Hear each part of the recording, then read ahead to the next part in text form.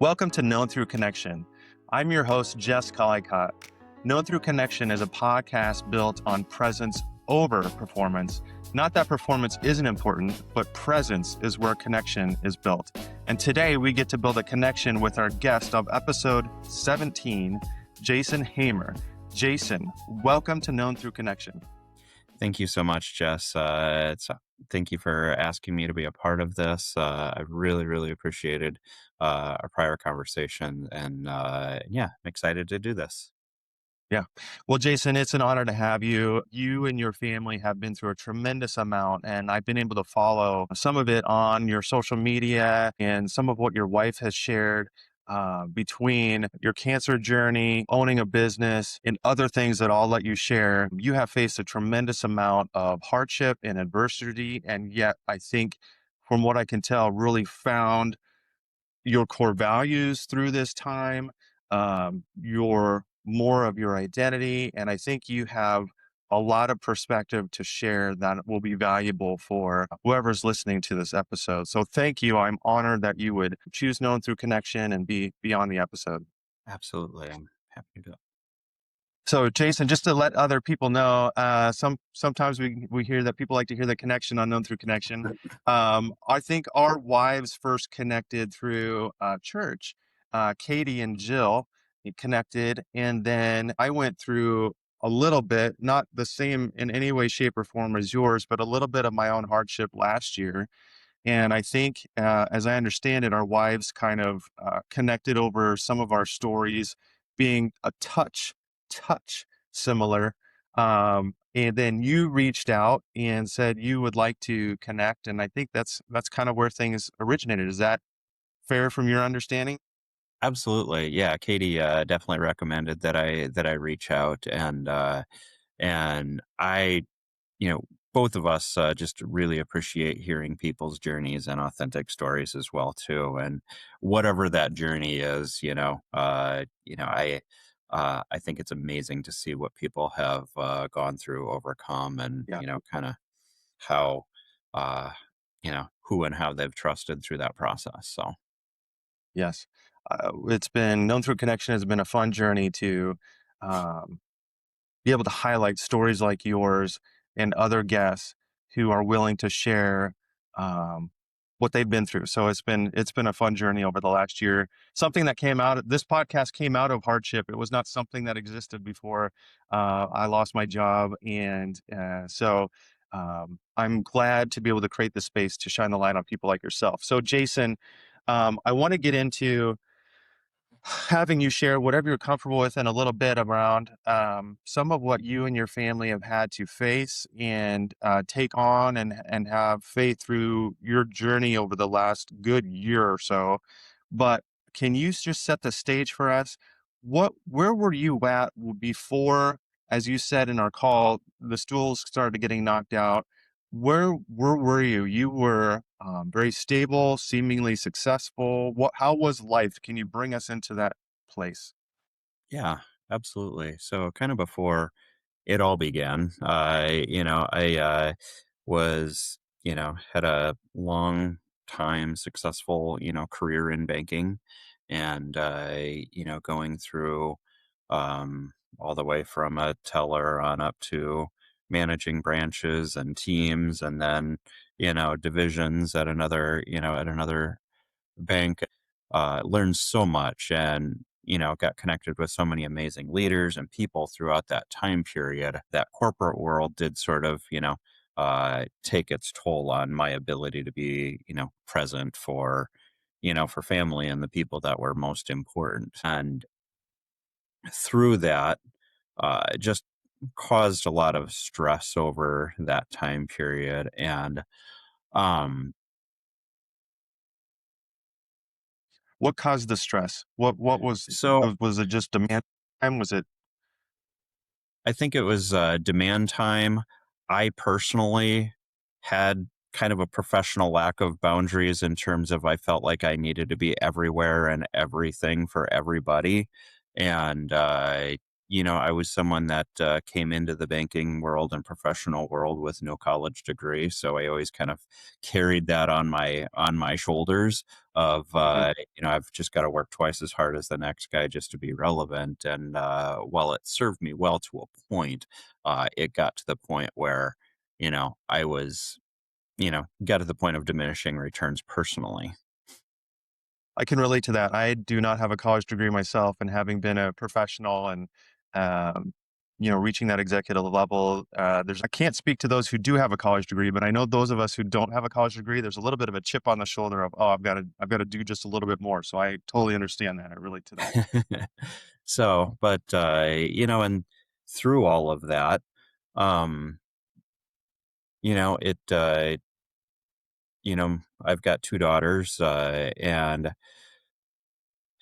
had a marriage that first marriage that, deteriorated over time and, before COVID and all of that had occurred, and it was just a really, really hard time, you know, being the identity of, husband, father, being present, having friends at the church I was familiar with and things like that. And some of those legs of the stool sort of all got knocked out. And plus the bank that I had been at for most of that time, I had transitioned away from there as well too. So many of my work friends had also changed as well too. So it was, Mm, when that marriage had ended, not only was my relationship not good with my daughters, mm, uh, it it was just really, really hard all around, and that's when I'd always had grew up in the church and always had a base level of faith.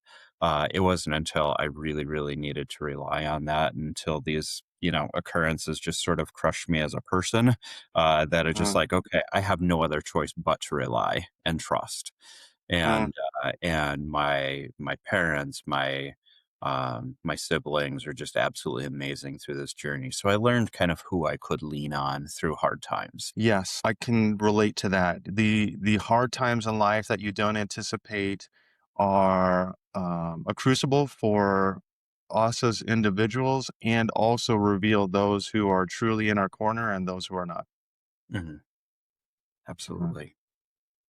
I'm really sorry that you went through that with your first wife, and things then got tough with your daughters. What was the sequence after that? What was the timing and sequence of things after that?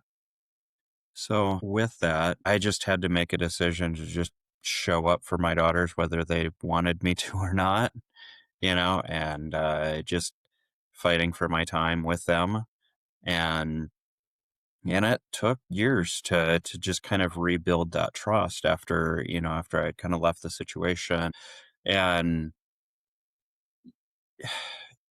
I don't know that there's, a magic answer or anything like that other than just me choosing to show up for them regardless of how that was or wasn't reciprocated, and ultimately just doing that until, there's little bits of, choosing to see me back, whether that's 5 minutes on a porch or, coming over or having a meal here or there. It's just something I had to focus on what was truly important. What I wanted was, is a long-term great relationship with my girls. And, uh, everything else was kind of noise beyond that. Jason, I think, as a co-father, if you will, I think one thing that people who aren't fathers Mhm. maybe take for granted is that we're human too. Right. And um, when there's contention or angst, yes, we're supposed to take the higher ground, and yet we're people too, and Mhm. it hurts us too. Our feelings get hurt, 100%. and there's definitely the temptation to pull back. Gosh, if it hurts to be around you, do I really want to be around you? Yet I'm hearing you say you chose to be present. Maybe not perfectly, but you chose to be present regardless of temptation to maybe pull back. That's what I'm hearing. Is that accurate? Absolutely, absolutely. There were days where that was really, really hard, and large stretches of time where that was really, really hard. But I feel just leaning on my faith through all of that, I just had to kind of led by the sense of whatever gave me peace as far as what I could do, what I could say, things like that. That kind of led me to how should I approach these relationships in a way that's me and in a way that that I can be curious and show up for them. Well, I want you to be able to share a little bit about the cancer journey that you Mhm. had. I don't think that's your whole story, but I think it's a portion of your story. Did that overlap with the feelings of separation from your daughters, or did that get healed more before that, or what was kind of the sequence there? There was a lot of healing that had occurred before that, and it's while things aren't perfect, they're so much better than what they were, and really really connected with them on a much deeper level through this process. Mm, Going through the cancer diagnosis a little over a year ago. My oldest daughter, she's sophomore at in college, and she's going for nursing. So I think there's two fronts. She was concerned about her dad, but also she's really interested in the scientific and medical side of things too, and just wanting mm, to know as much information, as possible. So. that's interesting. Can you share the diagnosis and a little bit of that story of what you had to go through? Yes, absolutely. So early March of 25, I just had tremendous amount of back pain that we moved places in Omaha back that October of 24. And, I'm just sore and I figured, okay, old, out of shape. This is nothing new. Right, So get my right, physical therapy, go chiropractor, do the things. But nothing was really helping that. mm, The pain had gotten so bad that I couldn't even roll out of bed without dropping to my knees and couldn't catch my breath. So finally had gotten an MRI, and then my doctor had called me back and said, "You've got multiple myeloma cancer, okay. and multiple compression fractures in your spine. So that's why Wow, you're in so much pain." wow. Um, Did the cancer cause the fractures? Is that what caused that? yeah, so multiple myeloma is it's in the blood cancer family, but it's a cancer of the plasma that kind of attacks the out overcrowds and goes after the bone. So there's like Oh, wow. lesions. I had lesions from basically from my skull down to my pelvis Mm, through that, and the most trouble spot was causing um, pressure on my spinal cord. So throughout that mm. next week, I started losing feeling in my feet and my legs, Oh, and wow. decided to finally go into the emergency room at Methodist in Omaha. Through that process, the MRI machine was actually down over the weekend, so it wasn't until like Monday till I could get an MRI there. But got in, did that, and then they did an emergency surgery on my spine. They call it a laminectomy, where they just basically remove a portion of my vertebrae to relieve the pressure on that. And by that point, and after that point, I couldn't walk. So I went from being very healthy, mildly out of shape, but for the most part healthy. All of my blood work throughout all of this or before the diagnosis was perfectly fine, because we'd Mm, gotten into some great healthy habits. So nothing would have indicated that I was sick until the MRI. And mm. so that started a like 32-day journey in the hospital where Wow. um, started uh, treatment for the multiple myeloma, the radiation, uh, chemo, and a lot of physical therapy. Some of those first steps with a walker. Afterwards, getting up, I joked that I felt like a baby deer. Just trying to get my bearings with me, Mm, relying far more on the walker than my own feet. And um, shout out to the Methodist PT team, though, that they were amazing.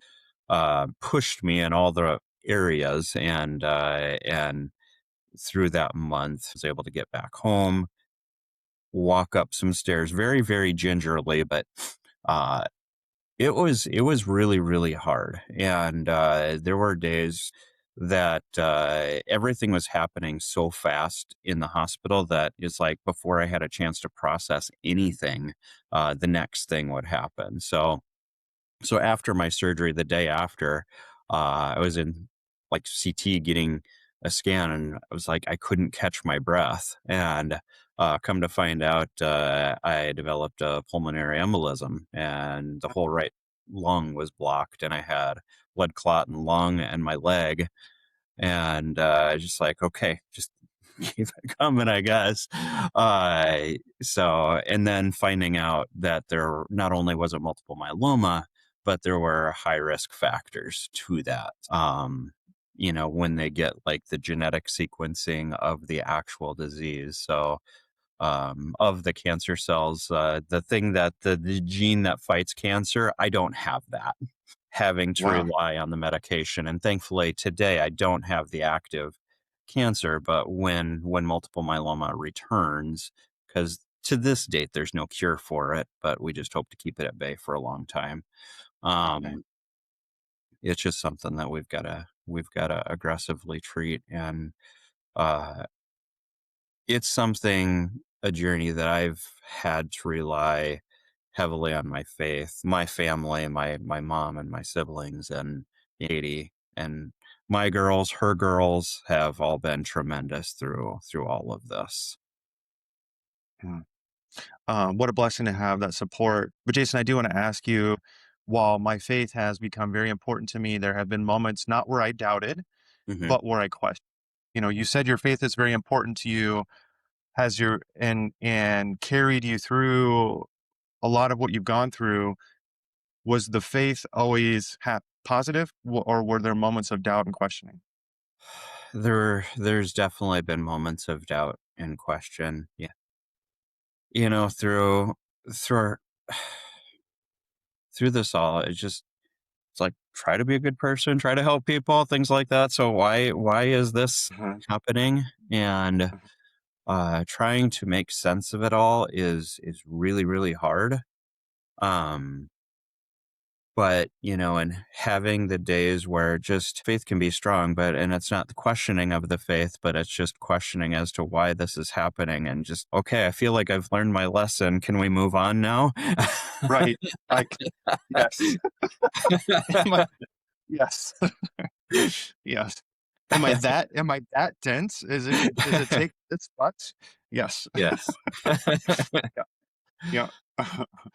It's just, I think with any relationship, there's no difference whether it be your relationship with God or others, that there's conflict that occurs that you just have to work through. And it sounds crazy to feel like God needs to build trust with me, but it's just like you have to learn how to trust him Uh-huh. in certain situations. And it's like something that it feels like I forget on a daily basis. And it's just like, okay, thank you so much for everything, all that I need for today, but tomorrow's here. And so what about this other thing that I've been Right. needing? Yeah. And Yeah.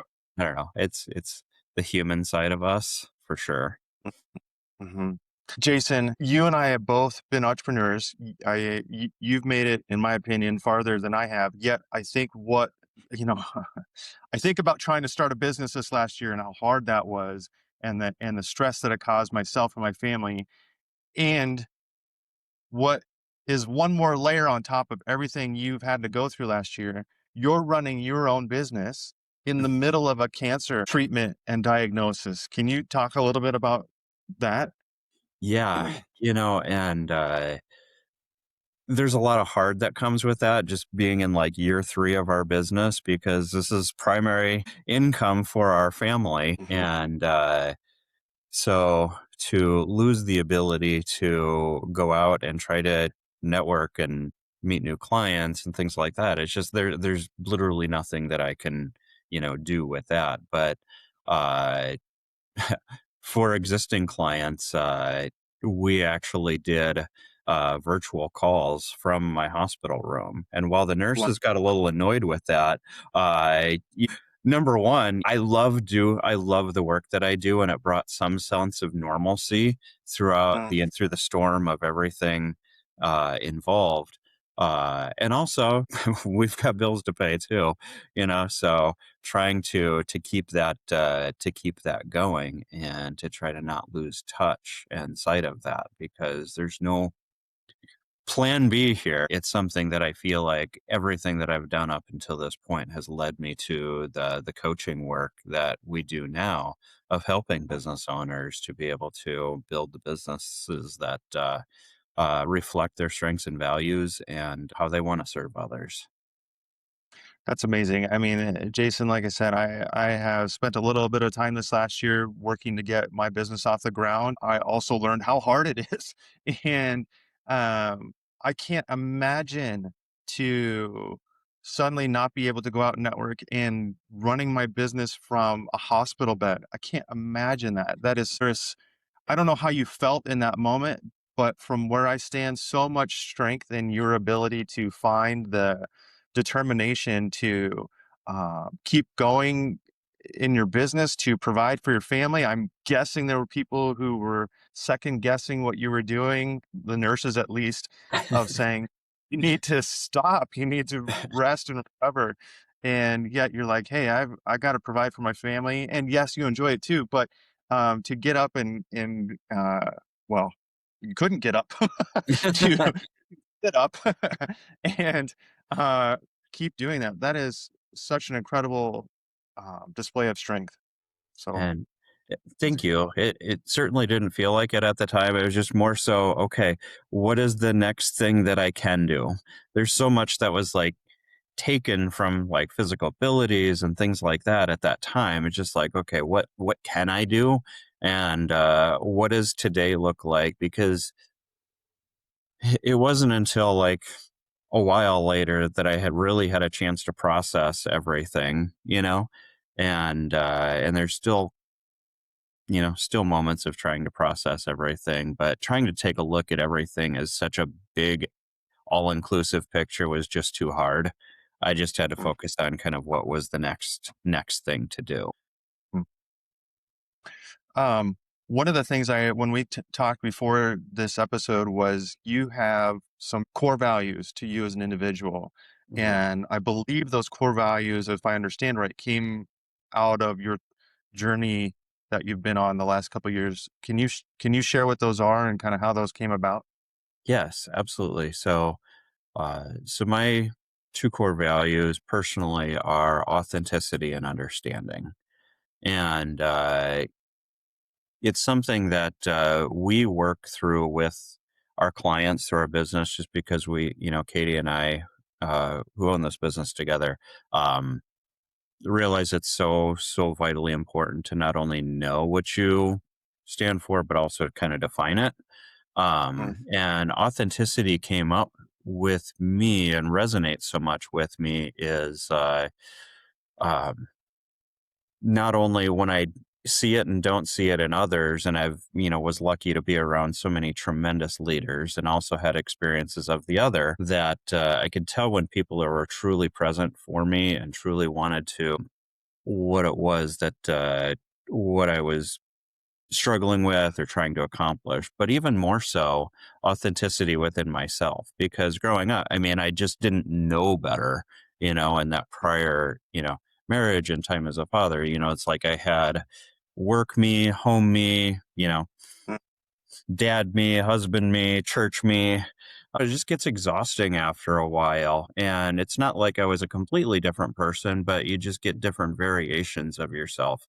And when I say or don't say something that I need to say, things like that, it just it really, really bothers me, especially today, now that I've actually defined what that is. And mm, I would have never come on and done a podcast like this several mm, years ago, just because it's like, okay, there's parts of the journey that I just don't want read out loud.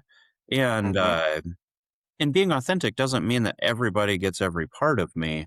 I think it's I've got my inner circle, my family, and Katie, that my and our girls that get um all of that, but there's some that are more, casual relationships where I can still be myself, even though, they're getting maybe 10% of, you know, of my journey, and that's fine. Yeah, those are amazing core values, and I think very unique. I have not heard somebody say that combination of core values before. Were there moments that you can share that you can point to and say, "Here's where those values became so important to me."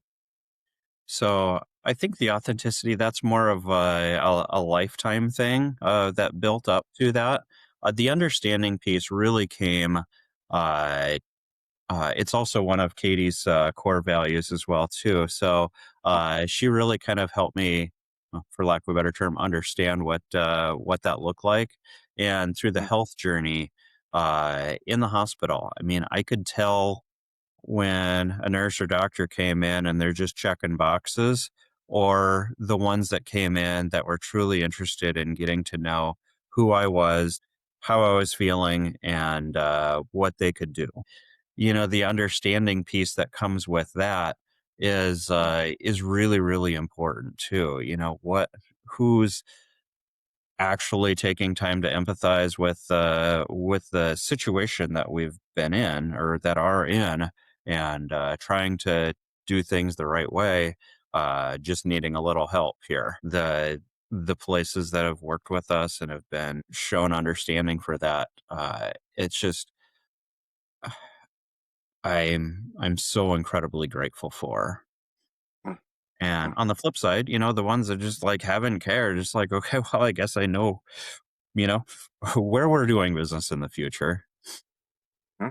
Jason, I'm curious. You started off by saying that you were in the corporate world, and um, basically you let yourself get too um, burdened. You Mhm. focused too much on work that impacted your relationship with, at the very least, your daughters. It sounds like maybe your family as a whole. What you've been going through with being an entrepreneur that doesn't necessarily have less demand. How are you decisively doing this time of life differently and still staying connected to your family? I mean, I've learned the power of intentionality and presence. So I value the time that I have with my family and value the time that I have with my clients and all of the demands that life has. And I've had to rely so heavily on my calendar and my schedule. Just like, so if it's not on my calendar, it's not happening. But if it is, uh, I've got to block everything else out because nothing's more important than being present for those that are making the time for me. So, Mm, mm. So being very intentional and even scheduling time to spend with your family is what I'm hearing. yes, absolutely. And yeah, it doesn't lessen those burdens, but when I'm trying to do five things at once, I'm doing none of them well. Jason, you've already talked about several things that you would, a couple years ago, have never have done, except for your journey, like being on this podcast. I can tell you, a couple years ago, I would have never had a podcast. If you would have told me I would have had a podcast, I would have laughed and said, "No, that's not a thing." And so, the fact that we're both here is positive things that have come out of our journey. I'm curious though, if you could go back to yourself before things really started falling away, right? Before things started changing. Um, and given where you're at now, if you could talk to yourself and give yourself a piece of advice or a moment of compassion and understanding, um, what might be something that you would share with yourself at that point in life? Very good question. Um,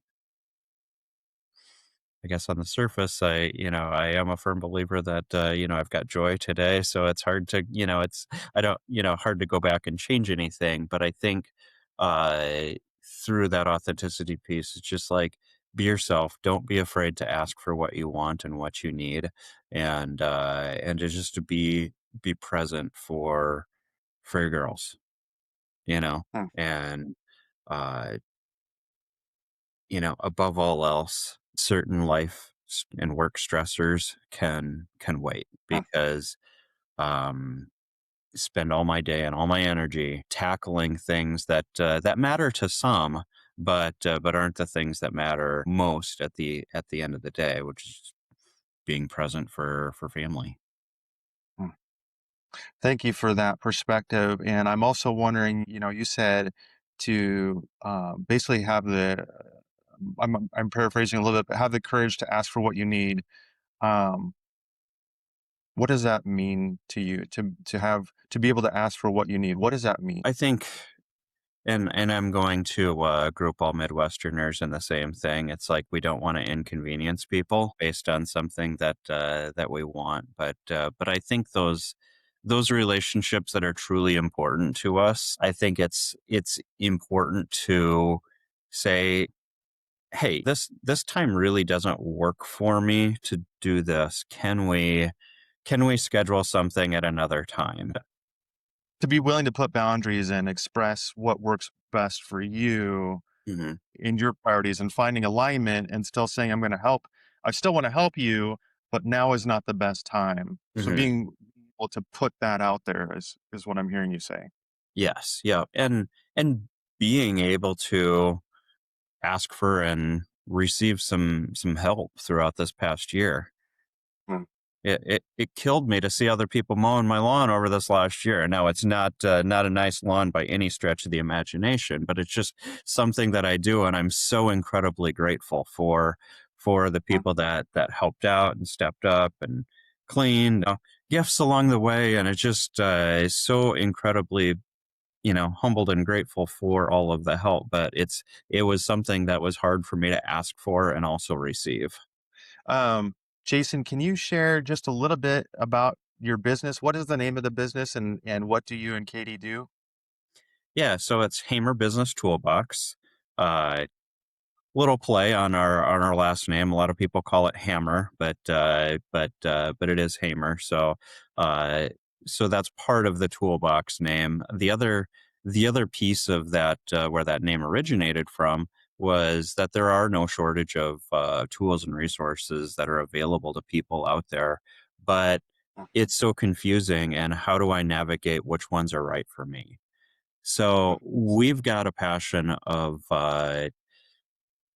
helping business owners through whatever stage of the journey that they're in to be able to just help, number one, help them understand all of the nuances of business, mm, and grow in such a way that's sustainable and have a business that reflects their own strengths, their own values, the things that are important to them, and being able to have a team that believes in those same things.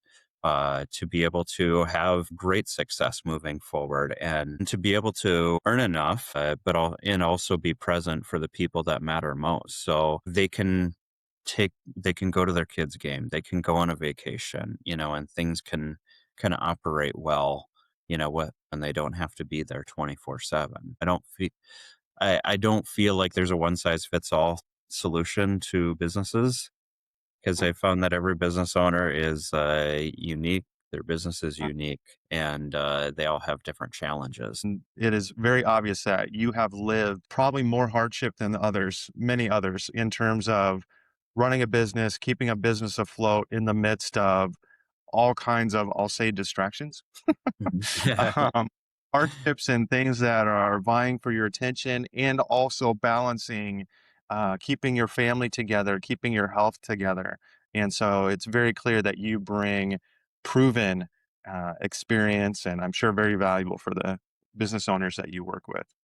Absolutely, and one of the things that I love most is that I'm in this journey right along with my clients. My Mm, clients don't hire me just because they feel like I know everything and I've mastered business.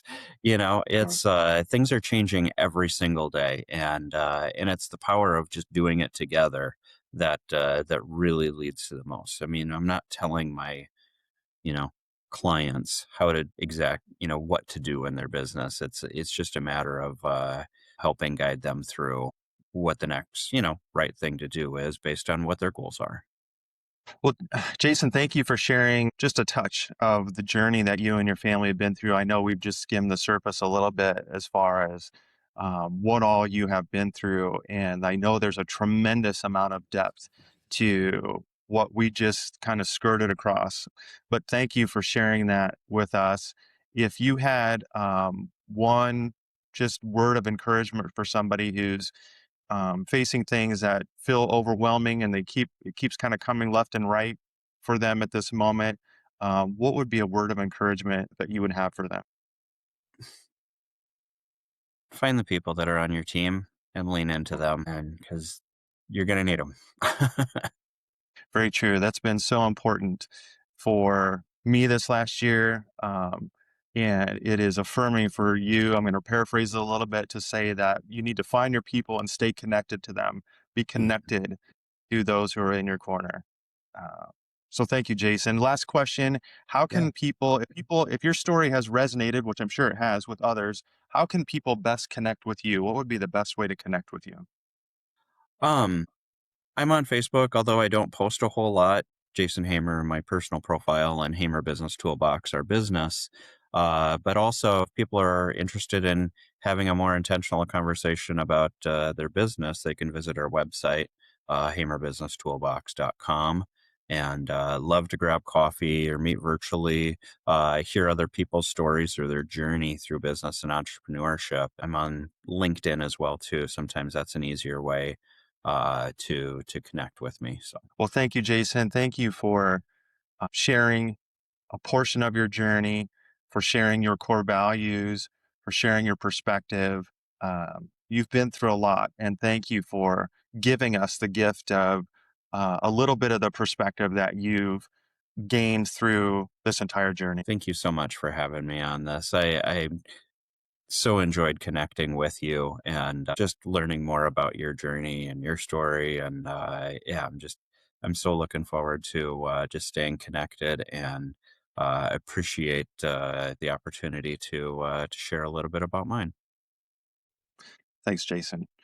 Known through Connection Community, several takeaways. As we listen to Jason's story, there's a couple things that at a minimum stand out to me, and that is that it's important to be connected with your family, to intentionally build that connection and be present, even if it's not easy. Intentionally be present, intentionally connect. Also, connect with yourself. Find out and figure out what's important for you. Jason talked about authenticity and understanding became very important for him. Connect with what is important for you and what resonates in terms of saying, this is who I am and who I want to be. And then also finding and connecting those people who are a support for you. And conversely, you can now be a support for them. Being connected with those in your sphere is so important. So as you go about this week, please think about how do you connect better with yourself, connect with your family, and connect with those important people in your life.